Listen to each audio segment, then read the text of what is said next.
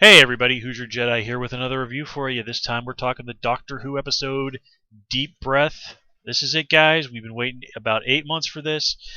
It's Peter Capaldi. I've confirmed that is how you're supposed to say it, is Capaldi. So I'm going to try and make an effort to say it properly. As the Doctor. And in a nutshell, I definitely like Capaldi as the Doctor, but I really was not very wild about the story in general in this episode. And let's just kind of get right into things. And again, first of all, Peter Capaldi totally lives up to, I think, my expectations of the Doctor. We see that while he's not quite that little whirlwind that Matt Smith or even David Tennant, the man can bring the energy when he wants to, and he can definitely bring the crazy, and he can definitely bring the humor. And of course, we also got to see, as promised, the darker side of the Doctor that Capaldi is going to be bringing to the role, and he certainly does that. Once the Doctor mentally stabilizes, you definitely do get the sense that this is a Doctor who's not going to play quite as nice. And I'm okay with that. You know, Christopher Eccleston was a darker Doctor. Colin Baker was a darker Doctor. The expanded universe sort of took the Seventh Doctor down a darker path, which I wasn't really a fan of, but okay. So, again, I think this is kind of a needed change, because at the end of the day, the way they really did the 11th Doctor was like a character from a fairy tale. I mean, it was no coincidence that his first real kind of role was as Amy's quote-unquote imaginary friend. And that's kind of, I mean, the Doctor even described himself, a daft old man who stole a magic box. So the fairy tale is over, and now it's kind of time for us to deal with the real world. And after everything that happened in the final days of the last Doctor, it kind of makes sense that the new Doctor is going to basically kind of have looked back on his life, and even as he says, I've made a lot of mistakes, it's time I started doing something about them. So, you have to stop and think about, well, and everything that's happened over the years, what does the Doctor consider a mistake that he needs to go and clean up? And that opens the door to a lot of very intriguing possibilities. And of course, we know that some of the Doctor's greatest foes are going to be coming back. We know we'll be seeing the Daleks next week, and well, I don't want to spoil too much about who else is going to be coming back, but yeah, we're definitely going to be seeing some of the classics. Now, again, I should say I have made it a point to avoid spoilers, so I only know the most basic details about what's coming, sort of like the officially released descriptions. I do read those, and I don't really consider them spoilers, but anyway, we'll try and avoid talking about future stuff too awful much. So, I definitely do like the Third Doctor's outfit once he kind of got into it, and I definitely really like the redesign of the TARDIS. As people have noted, it seems to evoke elements of the Seventh Doctor's TARDIS from the Doctor Who TV movie. And I always thought that was a nice design. The idea that there's a fireplace, a little lounger with a bookshelf that the Doctor can go and just sort of chill out and relax. That just seems like such a thing that the Doctor would do, especially one that has the larger control room, not the one that's just kind of a fairly small room, like sort of like the fourth and fifth Doctors had. Actually, kind of all the Doctors in the original series, the control room was reasonably small, but whatever. So let's kind of just move on past that. The Paternoster gang are a big part of this, and I was a little surprised. Obviously the whole thing with the dinosaur and the Doctor, the TARDIS getting coughed up by that, when the Matt Smith had to set the TARDIS in motion just before he regenerated, and we all knew from the previews and stuff that they were going to have the Paternoster gang in this. I kind of wondered if maybe he hadn't set the TARDIS to head there, knowing that I'm going to be a little bit loopy after I regenerate, and it's probably for the best if I can get Clara to some people who can help watch over me while I get my marbles together. And of course, we know that didn't quite happen. So one does have to wonder what in the world did did the Doctor do to cause the TARDIS to crash? I mean, when we've seen the Doctor regenerate previously, there's all this energy flowing around and obviously blowing circuits out of the TARDIS or whatever. So it makes sense. But again, I guess the TARDIS was damaged by the sort of mini nuclear explosion from the Doctor's new regeneration. I guess that's the explanation. But still, I wasn't really too. Okay, well, whatever. So, getting back to the Paternoster gang. Now, I like them, and I've heard that Stephen Moffat has a real mad on to try and get a spin off starring these guys. And I can't really say that I'm really down for that. I like the Paternoster gang as guest stars, but they just don't really have, in my book, enough depth to really round them out. Like, for example, Strax. Strax is hilarious, but Strax's whole thing is he's a Sontaran warrior who, sometimes who doesn't really understand how to interact with humans, and is prone to talking about like death and violence and destruction in inappropriate situations. I was reading some reactions to this on Twitter, and Gladstone, my favorite writer from Crack.com, who I follow on Twitter, he made a really great point about Madame Vastra, and that her whole character, everything she basically says is either some variation of "I'm very clever" or "I'm a lesbian lizard." And if you stop and think about it, that's kind of true. Oh, there's also the fact that if you're dealing with a spin-off, Madame Vastra likes to kill and eat criminals. Now, Dexter proved you could kind of have somebody who kills criminals as a protagonist in a series, but I don't think the whole eating humans is going to be a character trait that people are really going to want in a lead character for a series. And you have to wonder, like, Jenny, I know that she like eats serial killers and murderers and stuff, but your wife eats other human beings. Do you not have some sort of a problem with this? And seriously, like, and Jenny's whole thing is that she's basically a Victorian ninja, which is great. I love that. But she's really the only one who seems to get any real depth of character this episode. And they do point out that, even though her whole thing is that she's Madame Vastra's wife, but because it's Victorian time, she has to pretend to be just the maid. And Ginny says, well, why is it that I'm the one that's pouring tea then? I mean, they do try to do something with Madame Vastra, sort of making a point that I wear a veil because people judge me. Like, lady, you're a lizard lady living in 19th century London. Of course you're going to have to wear a veil because, humans don't really understand that things that are not human don't exist. I mean, you're friends with a damn Time Lord. If it bugs you that much, get the Doctor to take you somewhere, and your wife and Strax, somewhere in time and space where you will be accepted. But, yeah. So, like I said, the Paternoster gang are great guest stars, but I don't think they've got the juice to really sustain a series all on their own. But talking about Clara this episode, and I know I'm not the only one who's noticed that Clara seems to have, as much as she knows about the Doctor and his previous incarnations and regeneration and all of this, she seems to have a really, really hard time dealing with the new Doctor. And keep in mind, Clara, probably more than any other companion besides Romana, knows more about regeneration than any of them. So the idea that she has such a weird fixation on trying to get Matt Smith's Doctor back, it just really, I don't think, serves her character well. And I like how Madame Vastra kind of takes a jab at Clara. It's like, look, you're just upset because the Doctor's not a hot young guy anymore. And Clara kind of like, no, I care about the Doctor, and it's more than that. And that is and both Clara and Madame Vastra are right.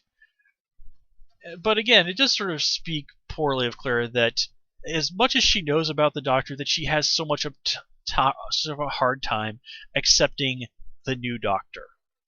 and you're wanting to change it back. Like, Clara, you friggin' know that's not how it works. I don't know. I do like that they did have a moment where, the 12th Doctor says to her, like, Clara, I'm not your boyfriend, but I never said that that was your mistake. Apparently, I guess Stephen Moffat said in some sort of an interview that the 11th Doctor did have something of a crush on Clara. Um, coming in from classic Doctor Who, I've always had somewhat mixed feelings about the Doctor getting into romantic relationships with the companions. I mean, I can't say that it hasn't been done in ways that are interesting, but I sort of like the idea always that the Doctor wasn't human. That he just did not see all these pretty young girls that were always around him in that way. And that was one of the ways that really served to remind you that the Doctor wasn't as human as he seemed, very alien and very different. Human chicks just weren't on his radar. And again, mixed feelings on that. But I am kind of glad that we are going back into a situation where we're not going to have to deal with that. Just because, the pretty girl who travels with the Doctor having a thing for him, I think we've seen that played out more than once since the show came back. So, time to give it a rest. Kind of go back to the whole 10th Doctor and Donna Noble dynamic, I think. But speaking of the Doctor and romantic relationships, we come with Missy, who claims to be the Doctor's girlfriend. A lot of people have been speculating as to who Missy really is. At this point, I'm just saying, like, hey, any theory is as good as the next. I've got no particular idea as to who she might be, and favor no theory more than the other. I'm just genuinely interested into seeing what her deal ultimately turns out to be. Now, a lot of it has been made about the mystery of why does the Doctor have a face, the whole Doctor's face, and of course Peter Capaldi, having previously played Clecilius on in the Fires of Pompeii with David Tennant, and he guest starred as some character whose name I can't remember on Torchwood in some episodes I didn't watch because I got sick of Torchwood after like 1 or 2 seasons. But anyway, so and I like that they've acknowledged this. And of course, it's not the first time that someone else has played a character on Doctor Who and has come back to become the Doctor. And of course, I'm speaking about Colin Baker, who was Commander or Castellan Maxwell, and then during the 5th Doctor's run, and then came back to be the Doctor himself. Well, here's the thing. And it's really kind of silly that so many people have been questioning, like, can Time Lords choose what they look like? Yes, of course they freaking can. Have you not been paying attention? Or, more accurately, you only know the new series of Doctor Who and haven't watched much of the classics, have you? Okay, go back and watch the scene where Patrick Troughton regenerates into the 3rd Doctor. The Time Lords give him a choice of appearances, and he stalls by rejecting all of them. Romana, the original Romana, when she decides it's time for me to regenerate, she chooses the form of Princess Astra. And that was just because they had Lalla Ward, who had played Princess Astra, come back as the new Romana. So, like basically, if you have to ask that question, you need to. Okay, I mean, I'm probably being a little bit too hard on the new Who fans, but again, I'm always a fan of, like, if you really are into something, you do your homework on it.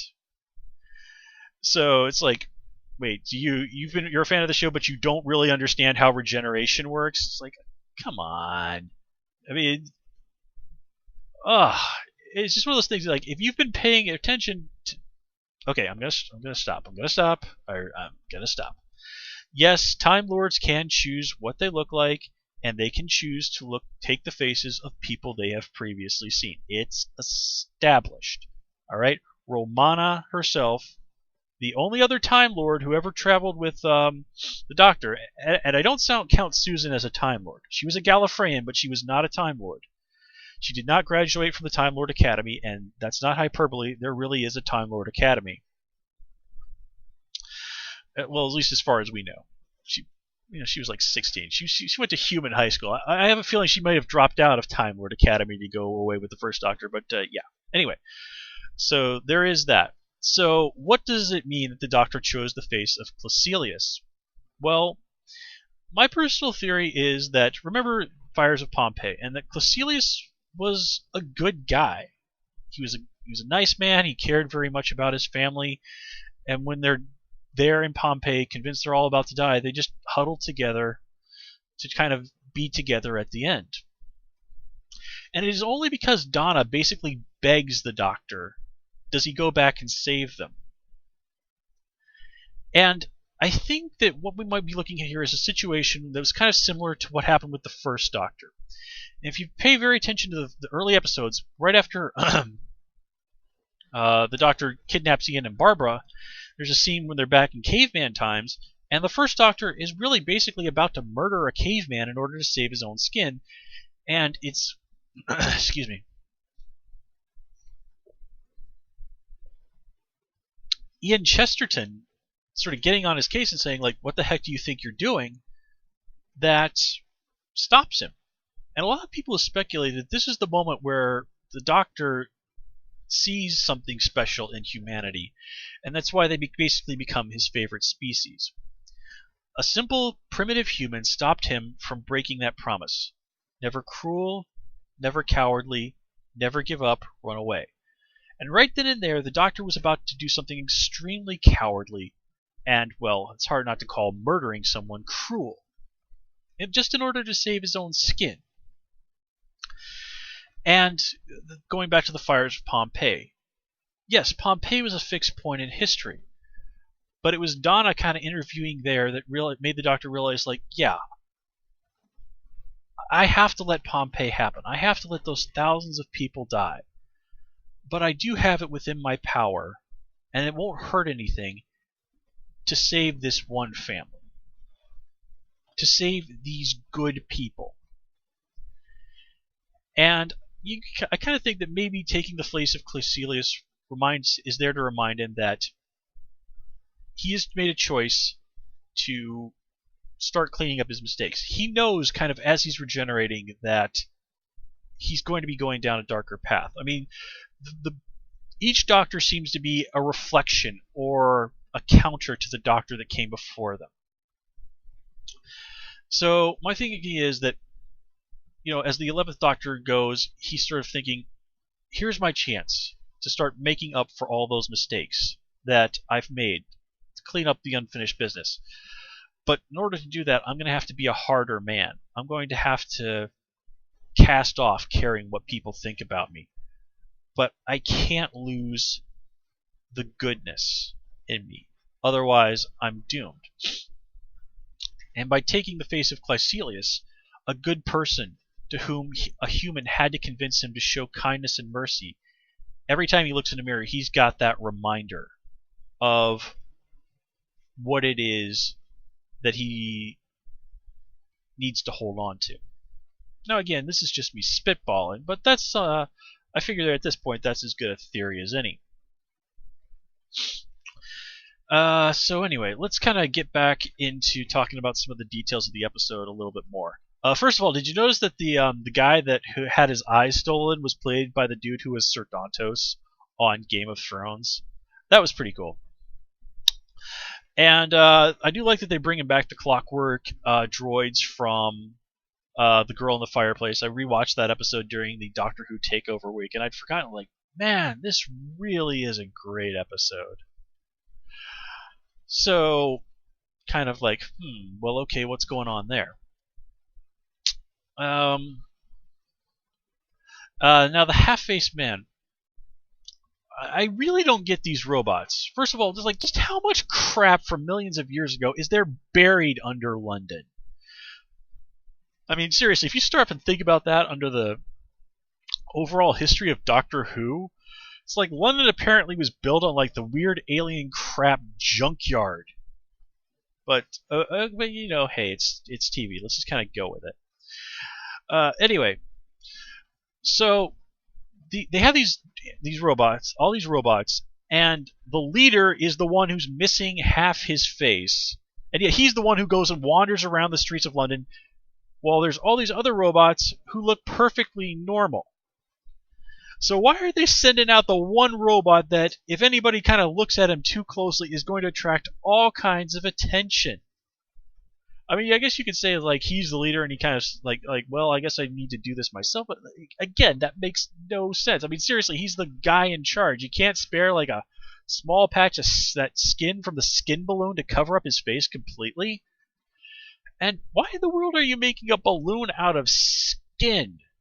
I mean, there has to be better material to make a balloon than skin. And you're in London. You're robots. Go out and steal some cloth, for God's sake. I mean, when the Montgolfier brothers went up in that balloon in Paris back in the 1700s, they didn't build the damn thing out of skin.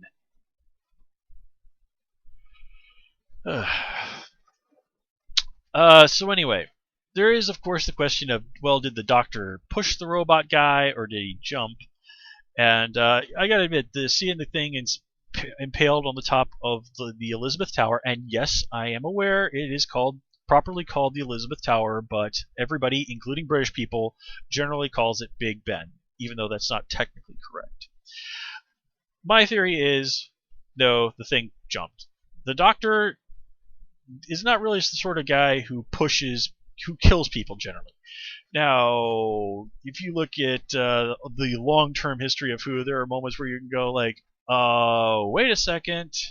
And, yeah, but generally speaking, the Doctor does have a pretty hard line about not killing people. And just look at Family of Blood. The Doctor does not kill them, but he does inflict rather unfortunate fates on them after he gave them the chance to back off and they didn't take it. And that's kind of, I think, what we're dealing with the situation here, is that the Doctor got through to the robot was lying about his program, and decided, you know what, I'm just going to end it. So, yeah, I don't think the Doctor killed the robot. And let me see. Let's talk briefly about just why I'm really not overall happy with the story itself. And that is basically, one, it just felt like it was too long. I mean, yes, the Doctor is always loopy for a while after he regenerates. And, this being a whole new cycle of regenerations and, the biggest boost of regeneration energy ever, it makes sense that the Doctor might be loopy for a little bit longer. But it just wore on way too long. Oh, hey, before I forget, the vagrant that the Doctor terrifies in that alley, that's actually played by Elizabeth Sladen's husband. So that's kind of cool. But anyway, it just goes on way too long.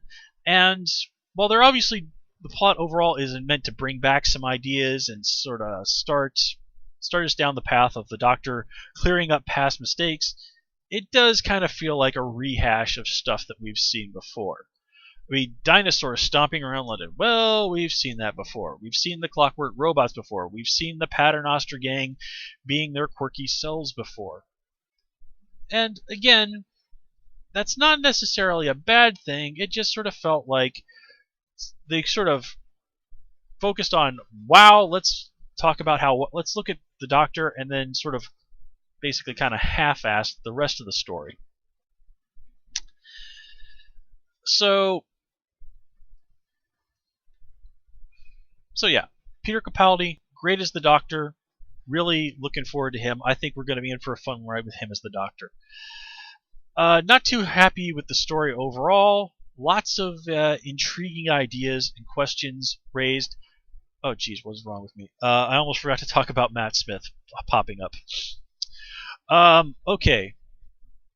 Now, even, I was trying to avoid spoilers about these episodes, but even I couldn't avoid that one. And it was cool to see Matt Smith again. They brought him back after they did the Christmas special to film that scene, so it was nice to see one last bit of Matt Smith as the Doctor. And frankly, it wouldn't surprise me if maybe a few years down the road, when it's about time for Capaldi to depart, they might have him pop back again for for another cameo or a guest appearance or something like that. I mean, if they did it with David Tennant, I'm sure Matt Smith is probably not going to be that averse to coming back for a little bit more fun as the 11th Doctor if his schedule permits. But what I didn't like about that scene was basically the Doctor kind of had to beg Clara to not abandon him. And again, this is Clara, somebody who understands more about Time Lords regenerating than any previous companion who wasn't a Gallifreyan. And just the fact that the Doctor has to ask this of her, it just doesn't really seem like a very strong endorsement of her as a character. Now, like when the first Doctor regenerated, Ben was very suspicious of what was going on, while Polly immediately accepted it. But eventually Ben was won over. But that was simply because Ben didn't really understand what was going on. Now, other people who've been around when the Doctor has regenerated, like Sarah Jane and the Brigadier, well, the Brigadier had dealt with previous Doctors. So he dealt with the second Doctor, so he kind of understood what was going on. And it happened right in front of Sarah Jane, so she understood what was going on, and she also had sort of the cosmic Dalai Lama explain it to her. Same with Nyssa and Tegan and Adric and Perry. And Mel. Can't forget Mel, much as we might like to. Like, the companions were all certainly weirded out, but none of them really needed to be enticed to stay with the Doctor. So again, it just feels like a poor endorsement of Clara's character that the Doctor really needs to ask this of her. But it was pretty hilarious to see Matt Smith's reaction to it's like, oh, he sounds old. Don't tell me I've gone gray. So, maybe it might have been also a little bit of the idea of like, well, if I have to be kind of older and gray, maybe I should try and look like somebody who fits that description whom I liked. Well, okay, right there. Clecilius would certainly fit that description. But again, that's just speculating. But going back to it all, Peter Capaldi, I think, is going to be absolutely great as the Doctor. I'm really excited about him. We've seen him do darkness. We've seen him do humor. We've seen him, especially there at the end, do awkwardness. And I think, guys, we're going to be in for a really great and fun ride. Before I go, a quick apology for not getting this review up sooner.